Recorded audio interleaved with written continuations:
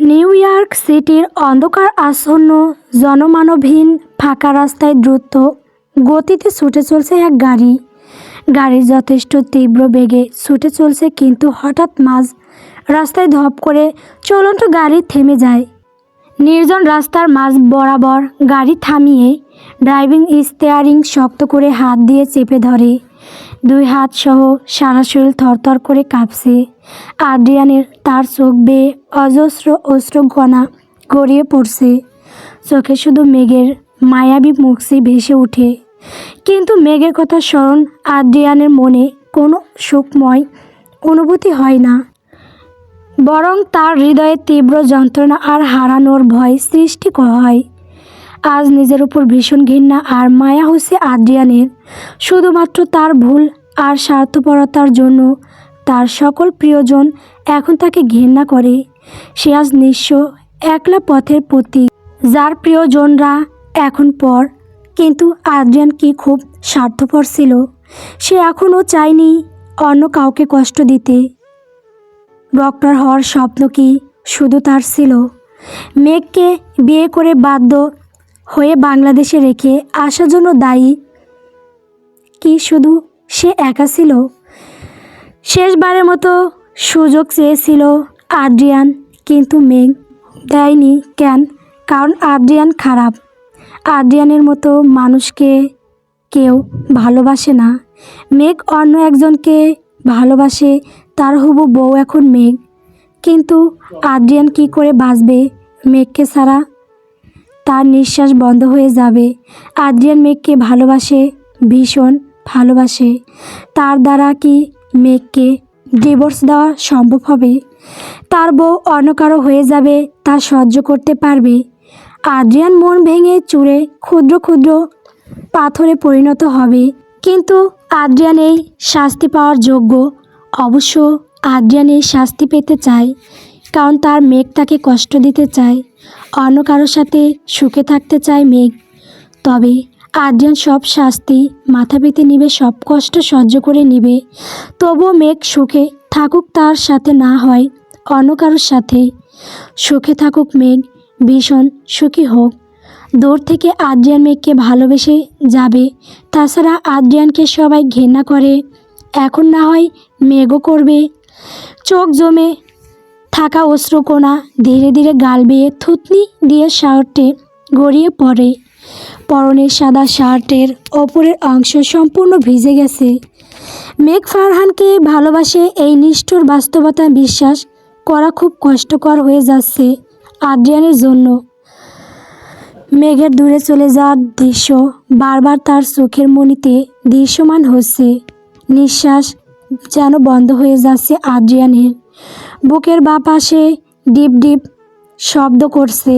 কাঁপা কাঁপা হাতে আদ্রিয়ান গাড়ির সাইডের ড্রয়ার খুলে এক প্যাকেট সিগারেট বের করে এরপর খড়খড়ে মসৃণ ঠোঁট জোড়ায় চেপে ধরে। হাতে থাকা লাইটার দিয়ে আগুন ধরায় সিগারেটে পরপর জোরে 2 থেকে 3 বার টান দেয়। এরপর ঠোঁট থেকে সিগারেট ছড়িয়ে নাক দিয়ে জোরে নিঃশ্বাস নেয়। হৃদয়ে জমে থাকা শত যন্ত্রণা নিকট ধোঁয়া হয়ে বের হয়ে যায়। গাড়ির জানালা বন্ধ থাকায় অতিরিক্ত ধোঁয়ার ফলে ঘুমের পরিবেশ সৃষ্টি হয়। আদ্রিয়ান গাড়ির জানালা খুলে দেয়। সাদা কাচের ফ্রেমের জানালা ভেদ করে শীতল ঠান্ডা বাতাস প্রবাহিত হয়। সকল ধোঁয়া নিমিষেই উধাও হয়ে যায়। বাহির থেকে আসা সতেজ ঠান্ডা আবহাওয়া প্রাণ খুলে শ্বাস নেয় আদ্রিয়ান। এরপর ধপ করে ড্রাইভিং সিটে হেলান দিয়ে শুয়ে পড়ে পুনরায়। ঠোঁটে জোড়ায় আধ পোড়া সিগারেট। চোখ বন্ধ করে রাখা অবস্থায় কণ্ঠ দিয়ে বেরিয়ে আসে আর্তনাদ বদক গানের সুর। আমার আগুনের ছাই জমে জমে কত পাহাড় হয়ে যায়, আমার ফাগুনেরা দিন গুনে গুনে আর উদাও হয়ে যায়। যত পথের বাধা সবই তো কালো সাদা, কবে ঠিকানা পেয়ে হবে রঙিন। চেনা নামেরই ডাকে আমি কি পাবোটাকে, কবে যে আসবে সে রেদেলা দিন। কলেজ গেটের রাস্তায় বেশ দীর্ঘক্ষণ ধরে অপেক্ষা করছে মেঘ। আশেপাশে তাকিয়ে দেখে আদ্রিয়ানের গাড়ি কোথাও নাই। তবে কি আদ্রিয়ান একা চলে গেছে? নিশ্চয়ই আদ্রিয়ান মেঘের উপর রাগ করেছে। অবশ্য আজ অনুষ্ঠানে যা হয়েছে তার উপর আদ্রিয়ানের রাগ বা কষ্ট পাওয়া স্বাভাবিক। আদ্রিয়ানের চোখে ছলছল করছিল তখন। তবে কি আদ্রিয়ান কান্না করছে? আজ নিজের ভালোবাসার মানুষকে অন্য কারোর সাথে দেখার যে কষ্টটা হয় আদ্রিয়ান অনুভব করেছে। কিন্তু কষ্ট আর যন্ত্রণা কি আদ্রিয়ান একা পেয়েছে? দীর্ঘ 9 বছর ধরে জমিয়ে থাকা কষ্ট, কান্না, অপেক্ষা, অভিযোগ সব কিছুর শাস্তিস্বরূপ এইটুকু যন্ত্রণা আদ্রিয়ান ডিজার্ভ করে।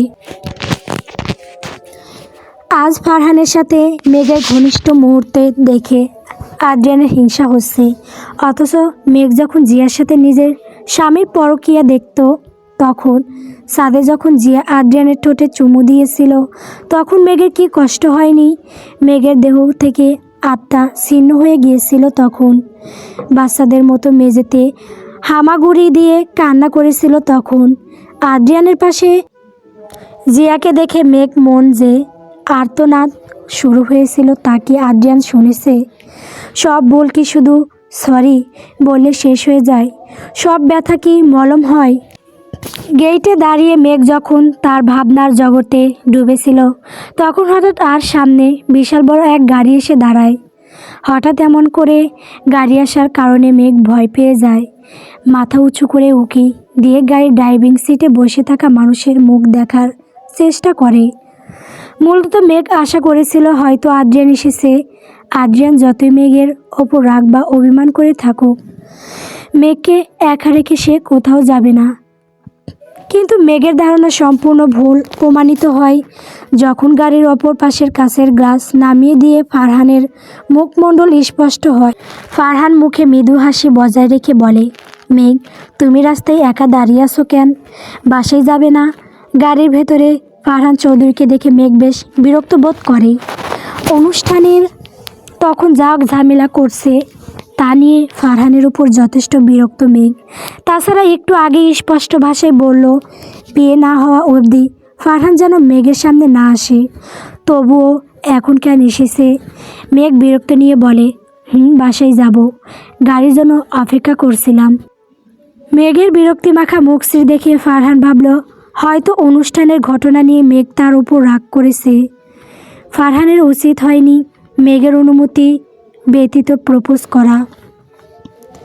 কিন্তু যা ভুল করেছে তার জন্য সরি বলতে চাই সে। ফারহান বলে, মেঘ, তুমি আমার গাড়িতে উঠে বসো। তোমার বাসা কোথায় ঠিকানা বলো, ড্রাইভার পৌঁছে দিবে।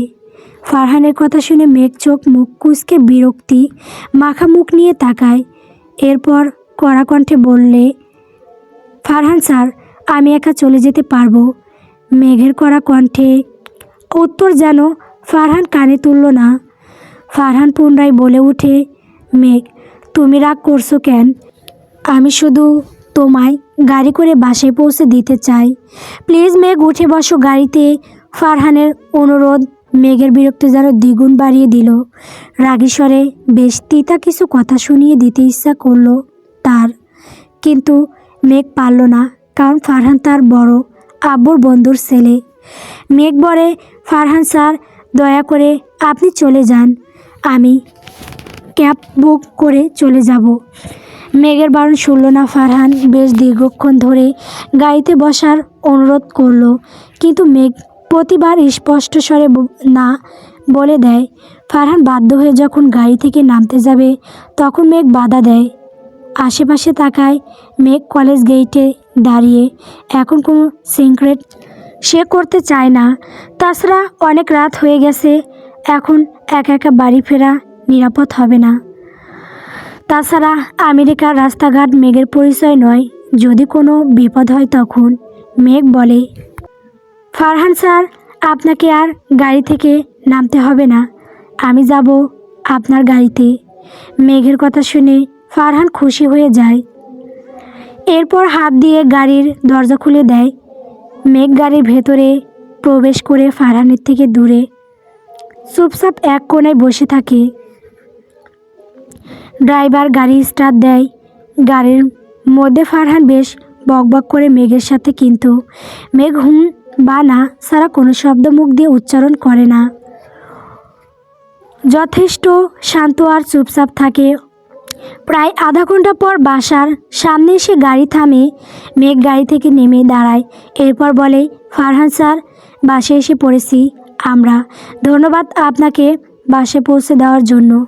ধন্যবাদ দেওয়ার কোনো প্রয়োজন নাই মেঘ। তুমি আমার হবু বউ, তোমার উপর আমার একটা দায়িত্ব আছে। ফারহানের কথার বিপরীতে মেঘ আরও কোনো উত্তর দেয় না। মেঘ বলে, আমি এখন বাসায় যাই, বাই। মেঘ আর কথা বাড়ায় না, বাসার ভিতরে চলে যায়। কিন্তু হঠাৎ উপরে তাকিয়ে খেয়াল করলো এখনই কোনো ছায়ার প্রতিবিম্ব সরে গেছে। কিন্তু কে ছিল ওখানে? আদ্রিয়ান। আদ্রিয়ানের রুমের পর্দা নড়ে উঠল মনে হলো। তবে কি আদ্রিয়ান মেঘ আর ফারহানের একই গাড়ি করে আসা? বিষয়টা দেখছো। দরজা খুলে বাড়ির ভেতর প্রবেশ করলো মেঘ। ড্রয়িং রুমে গুটগুটে অন্ধকার, লাইট জ্বালানো হয়নি এখন, কিন্তু দরজা খোলা রয়েছে। তাহলে কি আদ্রিয়ান স্যার বাড়ি ফিরে এসেছে? মেঘ বাম পাশে সুইচের টিপ দিয়ে লাইট জ্বালায়। এরপর ধীরে ধীরে সিঁড়ি বেয়ে উপরে উঠে পড়ে। সিঁড়ির ঠিক সামনে আদ্রিয়ানের ঘর, দরজা মিশিয়ে রাখা। মেঘ এগিয়ে যায় আদ্রিয়ানের রুমের কাছে। এরপর ওকি দিয়ে দেখে আদ্রিয়ান রুমে আছে কি না, কিন্তু দরজার সামনে ফাঁক দিয়ে কোনো কিছুই দেখা সম্ভব হয়নি। মেঘ আগ্রহ নিয়ে এগিয়ে যায় দরজার কাছে। এরপর সামান্য শব্দ করে দরজায় খুলে রুমের ভেতর প্রবেশ করে। কিন্তু অদ্ভুত বিষয়, কোথাও আদ্রিয়ান নাই। গুটগুটে অন্ধকার জুড়ে রয়েছে সারা রুম। রুমের প্রতিটা কোণায় মেঘ নজর বোলায়, কিন্তু কোথাও আদ্রিয়ান নাই। মেঘের মন হঠাৎ অজানা ভয় আটকে ওঠে। দ্রুত রুমের লাইট জ্বালিয়ে মেঘ আশেপাশে খুঁজতে থাকে। আদ্রিয়ান কি এখনও বাড়ি ফিরে আসেনি? বেশ চিন্তায় পড়ে যায় মেঘ। কিন্তু এত রাত অবধি আদ্রিয়ান কোথায় থাকবে? মেঘ তার হাতে থাকা ফোন দিয়ে আদ্রিয়ানের নাম্বারে কল দেয়। ফোনে কল যায় নিচে। মেঝের থেকে শব্দ শোনা যায় কলের। মেঘ দ্রুত মেঝের দিকে তাকায়, দেখে মেঝের এক কোণায় আদ্রিয়ানের ফোন পড়ে আছে। আর সারা মেঝে জুড়ে শতখানিক অর্ধ পোড়া সিগারেট ছড়িয়ে আছে। আদ্রিয়ান সিগারেট খায় তা মেঘ জানতো না, কিন্তু ফোন আর সিগারেট যখন রুমে আসে তার মানে আদ্রিয়ান বাড়ি ফিরে এসেছে। কিন্তু রুমে কোথাও নাই কেন? মেঘ এগিয়ে যায় বেলকনির দিকে, কিন্তু বেলকনি সম্পূর্ণ ফাঁকা। আদ্রিয়ান নাই সেখানে। মেঘ রুমে ফিরে আসে। হঠাৎ মেঘের চোখ যায় ওয়াশরুমের দরজার দিকে। ওয়াশরুমের দরজা খোলা। মেঘ দ্রুত ওয়াশরুমের দরজা খুলে ভেতরে প্রবেশ করে। ওয়াশরুমের সারা মেঝে জুড়ে যেন পানির স্রোত বয়ে যাচ্ছে। কিন্তু অদ্ভুত বিষয় হলো পানির রং হালকা লাল, যেন পানির সঙ্গে রক্ত মিশ্রিত হয়েছে। মেঘ ভয়ার্ত চোখে বাথটবের দিকে তাকায়। সমগ্র বাথটব এখন পানি দিয়ে ভরা, পানির রং লাল। মেঘের হঠাৎ চোখ যায় বাথটবের ওপরে কয়েক জোড়া পুরুষালী আঙ্গুলের দিকে। শুধু কয়েক জোড়া আঙ্গুল দেখা যাচ্ছে, ঘাড় বা মাথা নয়। মেঘ বেশ ভয় পেয়ে যায়। কিন্তু হঠাৎ যখন আদ্রিয়ানের কথা মনে পড়ে, তখন মেঘ ধীরে ধীরে এগিয়ে যায় বাথটবের দিকে। এরপর বাথটবের পানির মধ্যে হাত দেয়। হঠাৎ তার হাত স্পর্শ করে অন্য একজনের হাতে।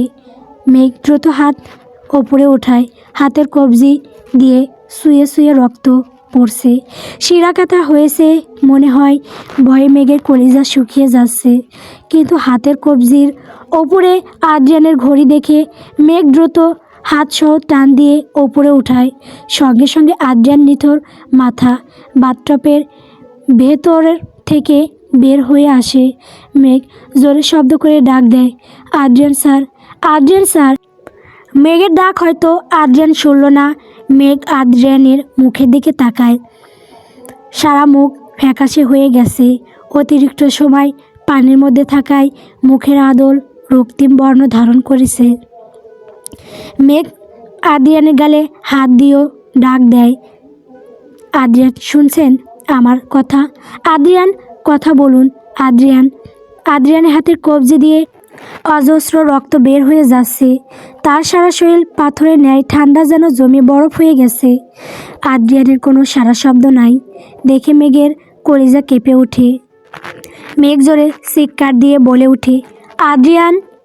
গল্প তোমার নামে নীলছে তারা। গল্পটি কেমন হয়েছে কমেন্ট করে বলবেন। পরবর্তী পর্ব সবার আগেই পাওয়ার জন্য অবশ্যই আমার চ্যানেলটিকে সাবস্ক্রাইব করবেন। ধন্যবাদ।